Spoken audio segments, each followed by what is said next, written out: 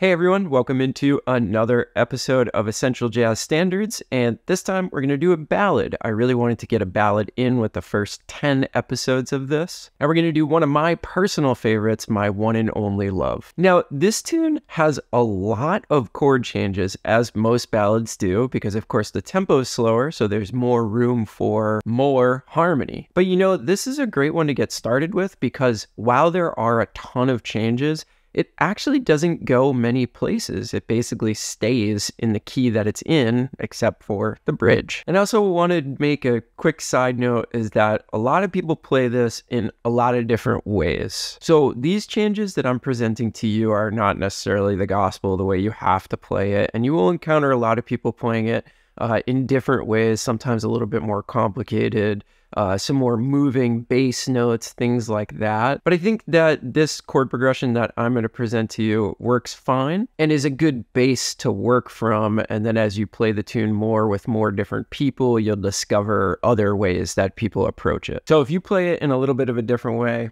that's totally fine. But I think the way that we're going to go over it is functional and presents the tune just fine. All right, so without any further ado, let's dive into the analysis. And then, of course, we'll play the etude and talk about that a little bit. All right, everybody, let's get into the analysis. So as I said previously, it looks really intimidating, this song, but it's not that bad once you understand it. Remember, I color code all of my Roman numerals to show you where the modulations are, to show you when it switches to a different key. And look, it only does it once. So that actually means that this is not so bad. So it's in the key of C, and it is A, 32 bar form. So really we don't need to cover all that much. Let's start with the first A section. So we start with a 1 chord, and then we go down to a 6 chord, and then a 2, and then a 5, and then we use this passing diminished chord, which I have called a sharp 5 diminished, because what we're trying to do is get from the 5 up to the 6. So we have, right, and that's all that is. That's just functioning as a passing chord. Then we go to the 4 chord, and then 3, dominant 6, and then 2, 5, passing chord back up to 6, and then 5 of 5. That 5 of 5 becomes 2, 5, and then we play 3, 6, 2, 5, 1, and we're back into the second A section. So you see, it moves a lot. There's a lot of individual chords, but a lot of it is actually repeated, and it's not that complicated. It's a bunch of 6s and 3s and 2s and 5s and passing chords and all that kind of stuff. It's very traditional harmony, actually. Okay, so the second A section is exactly the same, but at the end of it, we play 2, 5, and then we just land on 1. And now we get ready for our 1 modulation, which is going to be to the key of E minor. Okay, so we do a quick 2, 5 to prepare us to land in E minor. And then we have a 2, 5 back to E minor. And then one more, 2, 5 back to E minor. Okay, now I've called this 1. This is kind of the last time that we're landing in this key of E minor right here. And then we have this cool walk down. So we go from a regular E minor chord, just the triad, and then we use E minor major 7, and then we get to our E minor 7, and when we get to our E minor 7, that's signaling that we're moving back to the key of C.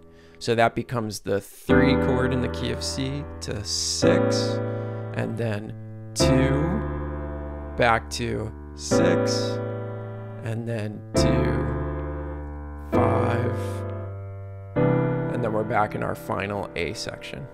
Right, so let's hear the whole bridge together, starting with that preparatory 2, 5, 1. 2, 3, 4. 2, 3, 4. start the walk down.